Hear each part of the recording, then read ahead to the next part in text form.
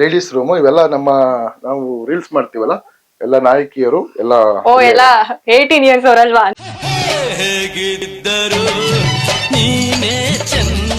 ನೋಡಿದೀವಿ ನಿಮ್ ರೀಲ್ಸ್ ಅಲ್ಲಿ ಸಿಕ್ಕಾಪಟ್ಟೆ ಮೇಕಪ್ ಎಲ್ಲ ಮಾಡಿ 18 ಇಯರ್ಸ್ ಕಾಟ ಓನ್ಲಿ ಕೊಡ್ತಿರ್ತೀರಾ. ಸ್ವೀಟ್ 60 ಅಷ್ಟೇ ಇರೋದು. 16 ವರ್ಷದವರೆ ಮಾತ್ರ ಇರೋದು.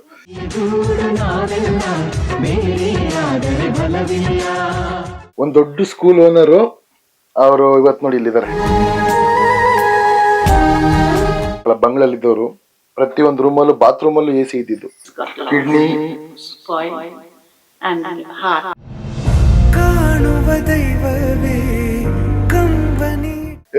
ಕೋಟಿಗಿದ್ದೀನಿ, ಸೂಪರ್ ಆಗಿದ್ದೀನಿ, ನಾನ್ ದೊಡ್ಡ ಬಂಗ್ಲಲ್ಲಿದ್ದೀನಿ, ದೊಡ್ಡ ಕಾರ ಓಡ್ತೀನಿ, ನನಗೇನು ಕಮ್ಮಿ ಅನ್ನೋರಿಗೆ ಇವರೊಂದು ಬೆಸ್ಟ್ ಎಕ್ಸಾಂಪಲ್.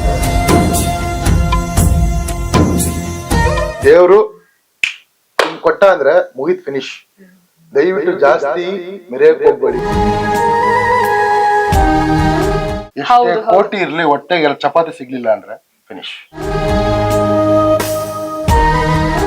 11 ವರ್ಷಗಳ ಕಾಲ ದೇವಸ್ಥಾನಗಳಲ್ಲಿ ಮಲ್ಕೊಂಡು ಜೀವನ ಸಾಗಿಸ್ತಾ ಇದ್ದೀವಿ. ಯಾಕಂದ್ರೆ ನೆಂಟ್ರ ಮನೆಗೆ ಹೋಗೋಕೆ ಇಷ್ಟ. ದಿನಾಲ ಒಂದಿನ ಮಾತಾಡ್ತಾರೆ. ಅದಕ್ಕೆ ದೇವ್ರಂದ್ರೆ ದೇವ್ರೇನು ಮಾತಾಡಲ್ಲ. ಹೋಗ್ತೀವಿ, ನಮಸ್ಕಾರ ಹಾಕ್ತಿವಿ, ಏನೋ ಪ್ರಸಾದ ತಿಂತೀವಿ.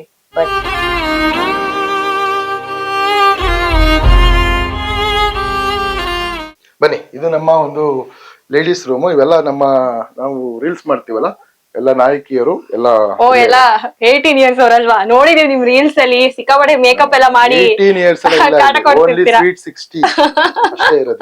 16 ವರ್ಷದವರೆ ಮಾತ್ರ ಇರೋದು. 16 ವರ್ಷದವರೆಗೆ ಮಾತ್ರ ಎಂಟ್ರಿ. 18 ಇಯರ್ಸ್ ಎಲ್ಲ ನಮ್ಗೆ ಎಂಟ್ರಿ ಇಲ್ಲ ಇಲ್ಲಿ.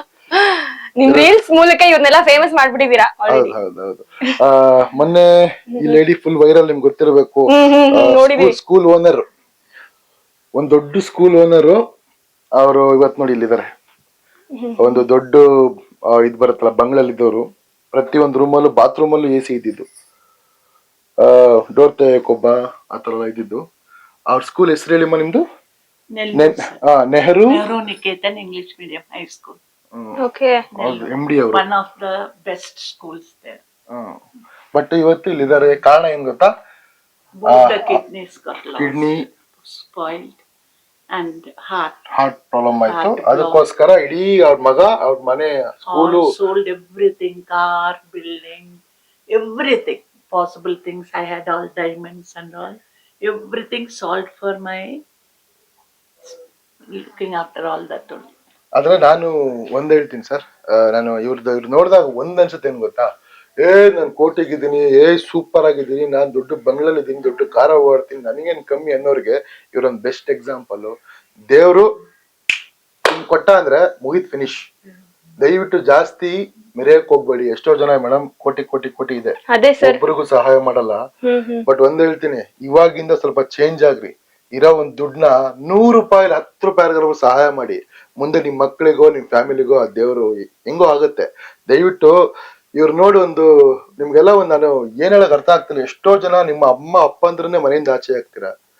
ಬಟ್ ಒಂದ್ ಹೇಳ್ತೀನಿ, ಇವತ್ತು ನಿಮ್ಗೆ ಎಷ್ಟೋ ಅಪ್ಪ ಅಮ್ಮಂದ್ರಿಗೆ ಸಾಕಕ್ಕೆ ನಮ್ಮಂತ ಆಶ್ರಮಗಳಿದಾವೆ. ಬಟ್ ನಿಮಗೆ ಆಚೆ ಆಗ್ದಾಗ ಯಾರಿದ್ದಾರೆ? ಯಾವನು ಇಲ್ಲ ಅಲ್ವಾ? ದಯವಿಟ್ಟು ಇದೇ ಒಂದು ಎಕ್ಸಾಂಪಲ್. ಎಷ್ಟೇ ಕೋಟಿ ಇದ್ರು ಮೆರೆಯಕ್ ಹೋಗ್ಬೇಡಿ. ತಗ್ಗಿ ಬಗ್ಗಿ ಇದ್ರೆ ಆ ದೇವರು ನಾನು ಹೆಂಗ್ ಹೇಳೋದ್ ನಂಗಂತೂ ಅರ್ಥ ಆಗ್ತಿಲ್ಲ. ಇವ್ರು ನೋಡಿದ್ರೆ ನನಗೆ ಒಂಥರ ಇವತ್ತವರೆಗೂ ಅವ್ರ ಕುಟುಂಬದವರೇ ಕರ್ಕೊಂಡ್ ಸೇರ್ಸಿರೋದ ಇಲ್ಲಿಗೆ? ಅವ್ರ ಮಗ ಬಂದ್ಬಿಟ್ಟು 27 ಇಯರ್ಸ್. ಅವ್ರ ಮಗ ಇವಾಗ ಒಂಥರ ಮೆಂಟಲಿ ಶಾಕ್ ಆಗ್ಬಿಟ್ಟಿದ್ದಾನೆ. ಅಂದ್ರೆ ದುಡ್ಡೆಲ್ಲ ಹೋಗಿ ಇವ್ರ ಅಮ್ಮನೇ ಬಿಟ್ಬಿಟ್ಟು ಹೋಗ್ಬಿಟ್ಟಿದ್ದ. ಮುಂಬೈಗೆ ಹೋಗಿದ್ದ. ಪೊಲೀಸರ ಮುಖಾಂತರ ಟ್ರೇಸ್ ಮಾಡಿ ಅವನ್ನ ಮತ್ತೆ ಕರ್ಕೊಂಡ್ ಬಂದಾಗ, ನಾನು ಅವ್ನ್ ಬಂದಾಗ ಬೈಯಕ್ ಹೋಗಿದ್ದೆ, ಗೊತ್ತಾಗಲ್ಲ ನೀನ್ ಯಾಸಿ ಮಗ ಅಂತ. ನೋಡಿದ್ರೆ ಅವನು ಇವ್ರ ಅಮ್ಮಂಗೋಸ್ಕರ ಇಡೀ ಆಸ್ತಿ ಪಾಸ್ತಿ ಎಲ್ಲಾನು ಮಾರಿ ಅವನು ಒಂದ್ 34 ಲಕ್ಷ 34 ರೂಪಾಯಿ 40 ಲ್ಯಾಕ್ ಸಂಪಾದನೆ ಮಾಡಿದ್ದ. ಅದನ್ನು ಅವ್ರ ಅಮ್ಮಂಗ್ ಖರ್ಚು ಮಾಡಿದ್ದಾನೆ. ಆಮೇಲೆ ಗೊತ್ತಾಗಿ ಇವಾಗ ಅದೇನೋ ಹೋಗಿದ್ದಾನೆ ಆಚೆ. ಅಂದ್ರೆ ನಾನು ಸ್ವಲ್ಪ ಸಂಪಾದನೆ ಮಾಡ್ಕೊಂಡ್ ಬರ್ತೀನಿ, ನೋಡೋಣ ಮುಂದೆ ನಮ್ಮ ನಾನೇ ಸಾಕ್ತೀನಿ ಅಂತ ಹೋಗಿದ್ದಾನೆ. ಬಟ್ ಇವತ್ತವರೆಗೂ ಆ ನಂಬರು ಫೋನ್ ಮಾಡಿದ್ರೆ ನಾಟ್ ರೀಚಬಲ್. ಎಲ್ಲಿದ್ದಾನೆ ಗೊತ್ತಿಲ್ಲ. ಬಟ್ ಇಲ್ಲಿದ್ದಾರೆ. ನೀವು ಬಂದು ಎಷ್ಟು 4 months ಆಯ್ತಲ್ಲ? 4 months ಆಯ್ತು. How is taking care of you? ಚೆನ್ನಾಗಿ ನೋಡ್ಕೋತಿದೆ. You see me, you can understand. Yes. I'm able to be here. It is because of their love and affection. Everything they look after so well. that we need not fear for anything. Every minute they are at our service. Okay, tell about him now. But he's a gem of a boy. Yes. He's more than a son to me. Huh. See, my son left and went. He's looking after me. Yes. How is your health right now? Like, Like, no, I went to Hyderabad and learned Hasta Mudra Yoga without using medicines. So every day I do that. And if I need any Medicare, they're ready. okay. Even if I look dull, his manager is there. He'll tell you want to go to hospital. He'll take. I said, no, I'll do my mudra and I'll be all right. You're happy here with I him. am very happy. If I'm Okay. not there, I won't stay. I'm a very stubborn lady. Okay. Because I'm okay, they'll take care of that. And all the Asmavasis are very good. They help each other. How you spend every day with all of them? And they, see, I don't talk much. But they are busy with their work and all. I just sit. Okay. Because my body is with machines. I got stunt put, 10 lakhs stunt, 85 lakhs for my kidneys. With the machine I'm working. Otherwise I'm dead. Okay. ಒಳಗಡೆ full ಒಳಗಡೆ ಇದಿದೆ. Uh-huh. Machines ಎಲ್ಲ ಇದೆ. Everything, all machines only. So ಅವ್ರನ್ನ single ಆಗಿ ಬಿಟ್ಟು ಮನೇಲಿ ಸಾಕೋದ್ ಕಷ್ಟ ಇದೆ. ಯಾರು ಇರ್ಲೇಬೇಕು, ಯಾರು ಜೊತೆಗಿದ್ರೇನೆ ಮಾತ್ರ ಅವರು Yes, ಇಲ್ಲಂದ್ರೆ yes. ಆಗಲ್ಲ. ಅದೇ ಹೇಳಿದ್ನಲ್ಲ, ಅದಕ್ಕೆ ಹೇಳೋದು, ನಿಮ್ಮ ಹತ್ರ ಕೋಟಿ ಇದ್ರೆ ಮೆರೆಯಕ್ ಹೋಗ್ಬಿಡಿ. ಹೌದು, ಹೇಳ್ತಾ ಇದ್ದೀನಿ. ಕರೆಕ್ಟ್. ಕೋಟಿ ಇದೆ. ಇಲ್ಲ ಇಲ್ಲ ಇಲ್ಲ. ನೋಡಿ ಮೇಡಮ್, ನಾನು ಇಷ್ಟೇ ಹೇಳೋದು, ಎಷ್ಟೇ ಒಂದು ಕೋಟಿ ಇದ್ರೂ ಒಂದು ಟೈಮಲ್ಲಿ ವರ್ಕ್ ಆಗಲ್ಲ ಅನ್ನಕ್ಕೆ ಇದೇ ಸಾಕ್ಷಿ ಹೌದು ಅಲ್ವಾ? sir. ಎಷ್ಟೇ ಹೌದು, ಹೌದು. ಕೋಟಿ ಇರ್ಲಿ, ಹೊಟ್ಟೆಗೆ ಎರಡು ಚಪಾತಿ ಸಿಗ್ಲಿಲ್ಲ ಅಂದ್ರೆ ಫಿನಿಶ್ ಅಲ್ವಾ? ಹೌದು, ಕರೆಕ್ಟ್. ಅದಕ್ಕೆ ಹೇಳೋದು, ನಾನು ಇವತ್ತು ಹೇಳ್ತೀನಿ ಕೇಳಿ, ಲೈಫ್ ಅಲ್ಲಿ ನಾನ್ ನಂಬಿರೋದಿಷ್ಟೇ, ಹಸದವ್ರಿಗೆ ಅನ್ನ ಕೊಟ್ಟರೆ ದೇವರಿಗೆ ಸಾಲ ಸಾಲ ಕೊಟ್ಟಂತೆ. ಕೊಟ್ಟಂತೆ. ಏನಕ್ಕೆ ಇದನ್ನ ಹೇಳ್ತೀನಿ ಅಂದ್ರೆ, ನಾನು ಏನ್ ಮೇಡಮ್, ನಾನು ಕೋಟಿಗೇನಿಲ್ಲ. ನಾನು ಗಾರೆ ಕೆಲಸ, ಪೇಂಟ್ ಕೆಲಸ ಮಾಡ್ಕೊಂಡು ಬಂದವನು. ನನ್ನ ಹತ್ರ ಮೋಸ್ಟ್ಲಿ ಕೋಟಿ ಇದ್ದಿದ್ರೆ ಈ ಕೆಲಸ ನಾನು ಮಾಡ್ತಿರ್ಲಿಲ್ಲ ಅಲ್ವಾ? ಮೋಸ್ಟ್ಲಿ ನನ್ನ ಹತ್ರ ಕೋಟಿ ಇದ್ರೆ ಈ ಕೆಲಸ ಮಾಡಕ್ಕೂ ನನ್ಗೆ ಇಂಟ್ರೆಸ್ಟ್ ಇರ್ತಾ ಇರಲಿಲ್ಲ. ದೇವ್ರು ನನಗೆ ಹಸುವು ಕೊಟ್ಟ, ಕಷ್ಟ ಕೊಟ್ಟ, ಎಷ್ಟೋ ರಾತ್ರಿಗಳು ಊಟ ಮಾಡಿಲ್ಲ. ಆ ಒಂದು ವ್ಯಾಲ್ಯೂ ಗೊತ್ತಿರೋದಕ್ಕೆ ಇವತ್ತಿಷ್ಟು ಜನಕ್ಕೆ ನಾನು ಸಾಕ್ತಾ ಇರೋದು. ಬಟ್ ನಾನು ಒಂದೇ ಹೇಳ್ತೀನಿ, ಯಾರಿಗೂ ಈ ತಾಯಿಗಾಗೋ ಬಂದಿರೋ ಒಂದು ಕಷ್ಟ, ನೋವು ಯಾರಿಗೂ ಬರದೇ ಇರ್ಲಿ. ಯಾಕೆಂದ್ರೆ ಎಷ್ಟೇ ಕೋಟಿ ಇದ್ರು ಅದು ಎಲ್ಲೂ ವರ್ಕ್ ಆಗಲ್ಲ. ಯಾಕೆಂದ್ರೆ ಇವತ್ತು ನೋಡಿ, ಕೋಟ್ಯಾಂತರ ರೂಪಾಯಿ ಆಸ್ತಿ ಇರೋ ತಾಯಿ ಇವತ್ತು ನಮ್ಮ ಒಂದು ಆಶ್ರಮದಲ್ಲಿದ್ದಾರೆ ಅಲ್ವಾ? ಇದಾದ್ರೂ ಅರ್ಥ ಮಾಡ್ಕೊಂಡು ದೇವ್ರು ಪ್ರತಿಯೊಬ್ರು ಬದಲಾಗಿ, ಚೇಂಜ್ ಆಗಿ ಬೆಳೆದಾರೆ. ನಮಸ್ತೆ, ಬನ್ನಿ ನಮಸ್ತೆ ಮೇಡಮ್. ಬನ್ನಿ. ಇವ್ರು ಯಾರು ಗೊತ್ತಾ? ಕುತ್ಕೊಳ್ಳಿ. ಇವ್ರು ಯಾರು ಗೊತ್ತಾ? ಇವ್ರ ಹೆಸರು ಬಂದ್ಬಿಟ್ಟು ಲಕ್ಷ್ಮಮ್ಮ ಅಂತ. ಸಾವಿರಾರು ಜನ ಮಕ್ಕಳಿಗೆ ವಿದ್ಯೆ ಹೇಳ್ಕೊಟ್ಟ ಶಿಕ್ಷಕಿ. ಇವತ್ತು ನಮ್ಮ ಆಶ್ರಮ ಮಾಡಿದ್ದಾರೆ. ಟಿವಿ ವೀಕ್ಷಕರೇ, ಮೇಡಮ್, ಸರ್, ನಮಸ್ತೆ. ನಾನು ಟೀಚರ್ ಇರ್ಬೋದು, ಯಾವಾಗ ಒಂದು ಕಾಲದಲ್ಲಿ ಇದ್ದೆ, ರಿಟೈರ್ ಆದೆ, ಎಲ್ಲ ಆದೆ. ನನ್ನ ಮಕ್ಕಳು ಇವಾಗ ನಿಮ್ಮ ಥರ ದೊಡ್ಡ ಕೆಲಸದಲ್ಲಿ ಇದ್ದರೆ ನನಗೆ ಗೊತ್ತಿಲ್ಲ. ಅವ್ರು ನನ್ಗೆ ಗುರ್ತಿಡಿಯಲ್ಲ, ನಾನು ಅವ್ರನ್ನ ಗುರ್ತಿಡಿಯಲ್ಲ. ಟಿ ವಿ ಮುಖಾಂತರ ಅವ್ರಿಗೆ ಗುರ್ತಿಡಿಬೋದು. ಅವ್ರಿಗೆಲ್ಲ ಹಾಯ್, ಆಶೀರ್ವಾದ ಎಲ್ಲ ಇರಲಿ, ಚೆನ್ನಾಗಿರಿ ಅಲ್ವಾ? ಇವ್ರಿಗೊಬ್ರು ಬಂದ್ಬಿಟ್ಟು ಮಗಳಿದ್ರು. ಆ ಮಗಳು ಬಂದ್ಬಿಟ್ಟು ಒಬ್ಬ ಮುಸ್ಲಿಂ ಹುಡುಗನಿಗೆ ಲವ್ ಮಾಡಿ ಶಿ ಲೆಫ್ಟ್. ಬಿಟ್ಟೋದಾಗ ಈ ಅಮ್ಮ 11 ವರ್ಷಗಳ ಕಾಲ ದೇವಸ್ಥಾನಗಳಲ್ಲಿ ಮಲ್ಕೊಂಡು ಜೀವನ ಸಾಗಿಸ್ತಾ ಇದ್ದಿತ್ತು. ಯಾಕಂದ್ರೆ ನೆಂಟ್ರ ಮನೆಗೆ ಹೋಗೋಕೆ ಇಷ್ಟ ಇಲ್ಲ. ದಿನ ಅಲ್ಲ ಒಂದಿನ ಮಾತಾಡ್ತಾರೆ. ಅದಕ್ಕೆ ದೇವ್ರಂದ್ರೆ ದೇವ್ರೇನು ಮಾತಾಡಲ್ಲ. ಹೋಗ್ತೀವಿ, ನಮಸ್ಕಾರ ಹಾಕ್ತೀವಿ, ಏನೋ ಪ್ರಸಾದ ತಿಂತೀವಿ, ಬರ್ತೀವಿ. 11 ವರ್ಷ, ಒಂದ್ ತಿಂಗಳಲ್ಲ, 11 ವರ್ಷ ಇದ್ದಿದ್ದು. ಆಮೇಲೆ ನನಗೆ ಯಾರೋ ಫೋನ್ ಮಾಡ್ತಾರೆ, ರಸ್ತೆಲಿ ಒಬ್ರು ಲೇಡಿದಾರೆ ಬನ್ನಿ ಅಂತ. ಹೋಗ್ಬಿಟ್ಟು ಕರ್ಕೊಂಡು ಇಲ್ಲಿಗೆ ಬರ್ತೀನಿ, ನೀವು ಇಲ್ಲಿ ಬಂದು ಎಷ್ಟು ವರ್ಷ ಆಯ್ತಮ್ಮ? 3 ವರ್ಷ. 3 ವರ್ಷದಿಂದ ಇಲ್ಲೇ ಇದ್ದಾರೆ. That's all. Time will talk. ಸಮಯ ಮಾತಾಡುತ್ತೆ. ಸರ್ ಕನ್ನಡ ಮಾತಾಡು ಅಂತ. ನನ್ ಕನ್ನಡ ಸರಿಯಾಗಿ ಬರಲ್ಲ. ಇವ್ರ ಬಗ್ಗೆ ಏನ್ ಹೇಳ್ತೀರಾ? ಇವರ ನಾನು ಏನ್ ಹೇಳಿ, ನಮ್ಮ ಸಾರ್ ನಮ್ಮನ್ನ ಕಾಪಾಡಿದ್ದಾರೆ, ನಮ್ಮ ಮೇಡಮ್ ಇನ್ನೂ ಹೆಚ್ಚಾಗಿ ಕಾಪಾಡಿದ್ದಾರೆ. ಕರೋನಾ ಬಂತು, ಅವಾಗ ಪ್ರಾಣಕ್ಕೆ ಪ್ರಾಣ ಕೊಟ್ಟು ಕಾಪಾಡಿದ್ರು. ಊಟ ಇಲ್ಲ, ತಿಂಡಿ ಇಲ್ಲ, ಮನೆ ಇಲ್ಲ, ಮಠ ಇಲ್ಲ, ಕಾರಲ್ಲಿ ಕುತ್ಕೊಂಡು ಎಲ್ಲ ಹಾಸ್ಪಿಟಲ್ಗೆ ರೌಂಡ್ ಹೊಡಿತಾ ಇದ್ರು. ಯಾಕಂದ್ರೆ ನಮ್ಮ ಪ್ರಾಣ ಅವ್ರ ಕೈಯಲ್ಲಿತ್ತು. ಅಂದ್ರೆ ಅದು ಅವರು ಏನ್ ಹೇಳ್ತಿದ್ದಾರೆ ಅಂದ್ರೆ, ನಮ್ಮ ಆಶ್ರಮದಲ್ಲಿ ಒಂದು 43 ಜನಕ್ಕೆ ಆಗಿತ್ತಿಲ್ಲಿ ಕೋವಿಡ್. ಓಕೆ. ಆ ಟೈಮಲ್ಲಿ ಒಟ್ಟು 8 ಹಾಸ್ಪಿಟಲ್ ನಾನು ಡಿವೈಡ್ ಮಾಡಿದ್ದು. ಒಂದ್ ಕಡೆ 10 ಜನ, ಒಂದ್ ಕಡೆ 7 ಜನ, ಒಂದ್ ಕಡೆ 16 ಜನ, ಆ ತರ ಡಿವೈಡ್ ಮಾಡಿತ್ತು. ಆ ಟೈಮಲ್ಲಿ ನನ್ನ ಫಸ್ಟ್ ನಮ್ಮ ಆಶ್ರಮಕ್ಕೆ ಬಂದು ಚೆಕ್ ಮಾಡಿದಾಗ ಫಸ್ಟ್ ಬಂದ್ಬಿಟ್ಟು ಪಾಸಿಟಿವ್ ನನ್ನ ವೈಫ್. ಅವಳನ್ನ ತಗೊಂಡು 14 ದಿನ ಕ್ವಾರಂಟೈನ್ ಹಾಕ್ಬಿಟ್ಟೆ. ನಂಗೆ ಚೆಕ್ ಮಾಡಕ್ ಬಂದ್ರು. ನಾ ಒಂದೇ ಒಂದು ಮಾತು ಹೇಳಿದೆ, ಸರ್ ದಯವಿಟ್ಟು ನಂಗೆ ಚೆಕ್ ಮಾಡಬೇಡಿ, ಫಸ್ಟ್ ಎಲ್ಲರಿಗೂ ಚೆಕ್ ಮಾಡಿ, ಎಲ್ಲರಿಗೂ ಗೊತ್ತಾಗ್ಬಿಡ್ತು ನನಗೆ 42 ಜನಕ್ಕೆ ಬಂದಿದ್ದು. ನನಗೆ ಚೆಕ್ ಮಾಡಬೇಡಿ, ನಾನು ಎಲ್ಲರೂ ಕರ್ಕೊಂಡು ಹಾಸ್ಪಿಟಲ್ ಸೇರ್ಸಿ ಬರ್ತೀನಿ, ಆಮೇಲೆ ಚೆಕ್ ಮಾಡಿ ಅಂತ. ಆಮೇಲೆ ಸ್ವಲ್ಪ ಅವ್ರು ಸ್ವಲ್ಪ ಸಪೋರ್ಟ್ ಮಾಡಿದ್ರು. ಸರಿ ಅಂತ ಹೇಳ್ಬಿಟ್ಟು ಹೋಗ್ಬಿಟ್ಟು ಎಲ್ಲ ಹಾಸ್ಪಿಟಲ್ ಡಿವೈಡ್ ಮಾಡಿ ಎಲ್ಲರಿಗೂ ಆಕ್ಸಿಜನ್ ಬೆಡ್ ಎಲ್ಲರೂ ಇದ್ರು. ಆ ಟೈಮಲ್ಲಿ ನಾನೊಂದು 30-32 ದಿನ ಮನೆಗೆ ಹೋಗಿಲ್ಲ. ನನ್ನ ಕಾರ್ ಒಳಗಡೆ ಬಟ್ಟೆ ಎಲ್ಲ ಒಳಗೆ ಹಿಡ್ಕೊಂಡು ಕಾರಲ್ಲೇ ಮಲ್ಕೊಳೋದು. ಯಾಕಂದ್ರೆ ಈಗ ಯಾವ ಹಾಸ್ಪಿಟಲ್ ಫೋನ್ ಬರುತ್ತೆ ಗೊತ್ತಿಲ್ಲ. ಒಂದು ಹಾಸ್ಪಿಟಲ್ ಬರೋದು ಫೋನು, ಸರ್ ಬನ್ನಿ ಸರ್ ಯಾರೋ ಹುಚ್ಚಿ ಆಕ್ಸಿಜನ್ ಹಾಕೊಂಡು ಆಕ್ಸಿಜನ್ ಬೀಚ್ ಹಾಕ್ಬಿಟ್ಟು ಓಡ್ತಾವಳೆ ಅಂತ. ಅಲ್ಲಿ ಹೋಗೋದು, ಅವ್ರನ್ನ ಕರ್ಕೊಂಡು ಮಲ್ಗಿಸೋದು, ಆಕ್ಸಿಜನ್ ಹಾಕೋದು. ಈ ತರ ಒಂದು 32 ದಿನ ಕಾರಲ್ಲೇ ಬಟ್ಟೆ ಚೇಂಜ್ ಮಾಡೋದು. ಮತ್ತೆ ಅಲ್ಲಾರ ಒಂದು ಇದಕ್ಕೆ ಹೋಗೋದು, ಒಂದು ಹಾಸ್ಪಿಟಲ್ ಬಾತ್ರೂಮ್ ಹೋಗೋದು, ಅಲ್ಲೇ ಸ್ನಾನ ಮಾಡ್ಕೊಳೋದು. ಈಗ ಮನೆಗೆ ಹೋದ್ರೆ ನನ್ನ ಮಗ ಎಲ್ಲ ಇದ್ರ ಅವರಿಗೆಲ್ಲ ಪಾಸ್ ಆಗ್ಬೋದು. ಆಮೇಲೆ ಚೆಕ್ ಮಾಡಿಸ್ತೇನೆ. ನಾನು ಚೆಕ್ ಮಾಡಿಸಿದಾಗ ನನಗೆ ಕೋವಿಡ್ ಎಲ್ಲರಿಗೂ ಪಾಸಿಟಿವ್, ನನಗೆ ಒಬ್ಬನಿಗೆ ನೆಗೆಟಿವ್. ಒಳ್ಳೆ ಕೆಲಸ ಮಾಡ್ತಿರೋದಕ್ಕೆ ಅದು ನನ್ ದೇವ್ರ ಕಾಪಾಡಿ. ನನಗೇನಾದ್ರು ಪಾಸಿಟಿವ್ ಹೋಗ್ಬಿಟ್ಟಿತ್ತು ಅಂದ್ರೆ ನಾನು 14 ದಿನ ಹೋಗ್ಬೇಕಾಗಿತ್ತು. ಹೌದು. ಬಟ್ ಆ ಟೈಮಲ್ಲಿ ಎಲ್ಲರನ್ನು ಅಂದ್ರೆ ಹೆಂಗ್ ಗೊತ್ತಾ, ಇದು ಬರುತ್ತಲ್ಲ ಏನದು PPT ಕಿಟ್, ಅದು ಅದನ್ನ ಹಾಕೊಂಡಿದ್ದೆ. ಬೆಳಿಗ್ಗೆ 9 ಗಂಟೆಗೆ ಹಾಕೊಂಡ್ರೆ ಸಾಯಂಕಾಲ 7 ತನಕ ಹಾಕೊಂತಿದ್ದೆ. ಮೈಯೆಲ್ಲ ಫುಲ್ ನೀರ್ ಹರಿಯೋದು. ಎಷ್ಟೊಂದ್ಸಲಿ ಇವ್ರಿಗೂ ಒಳಗಡೆ ಹೋಗ್ಬಿಟ್ಟು ಆ ಒಂದು ಮಾಸ್ಕ್ ಎಲ್ಲ ಹಾಕೊಂಡು ಒಳಗಡೆ ಹೋಗಿ ನಾನೇ ಇದ್ ಮಾಡ್ಬಿಟ್ಟಿದ್ದೀನಿ, ಬಕ್ರ ಮಾಡ್ಬಿಟ್ಟಿದ್ದೀನಿ. ಆಮೇಲೆ ಡಾಕ್ಟರ್ ಹೆಂಗಿದ್ದೀರಾ ಅಂತೆಲ್ಲ ಗೊತ್ತಾಗಲ್ಲ ಅವ್ರಿಗೆಲ್ಲ ಆತರ ಎಲ್ಲ. ಬಟ್ ನನ್ನ ಪುಣ್ಯಕ್ಕೆ 42 ಜನಕ್ಕೂ ಜೀವ ಬಂತು.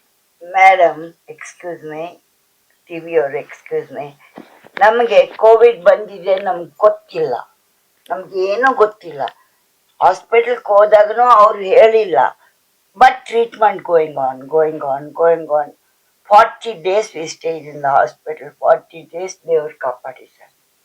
ಯಾಕಂದ್ರೆ ನಾನು ಜಂಬ ಕೊಚ್ಕೊಂತಾ ಇಲ್ಲ, ಇದು ನಮ್ಮ ಲೈಫಲ್ಲಿ ಆಗಿರೋ ವಿಸ್ಮಯ, miracle, whatever it is divine. ಇಲ್ಲ ಆಕ್ಚುಲಿ ಅದು ನೋಡಿ, ಈಗ ಫಾರ್ ಎಕ್ಸಾಂಪಲ್ ನಿಮ್ಗೆ ಹೇಳ್ತೀನಿ ನೋಡಿ. ಈಗ ಡಾಕ್ಟರ್ ನಿಮ್ಗೇನೋ ಒಂದು ರೋಗ ಬಂದಿದೆ, ನೀವು ಸಾಯ್ಬೋದು ಅಂದ್ರೆ ಒಂದ್ ತಿಂಗಳು ತನಕ ನೀವು ಬದುಕಿರೋರು 1-2 days ಡಮಾರು, ರೈಟ್?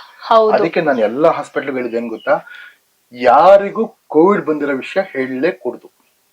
ಸುಮ್ಮನೆ ಜಸ್ಟ್ ಒಂದು ಮೆಡಿಕಲ್ ಚೆಕಪ್ ಬಂದಿದೀವಿ, ಟ್ರೀಟ್ಮೆಂಟ್ ಕೊಡಿ ಅಂತ ಹೇಳಿದ್ದು. ಆಫ್ಟರ್ 40 days ಆಶ್ರಮಕ್ಕೆ ಬಂದಾಗ ಎಲ್ಲರನ್ನು ಇಲ್ಲಿ ಅಸೆಂಬಲ್ ಮಾಡಿಸಿ ನಿಮ್ಗೆಲ್ಲ ಏನಾಗಿತ್ತು ಗೊತ್ತಾ ಅಂದ್ರೆ ಏನು ಅಂತ ಕೇಳಿದ್ರು.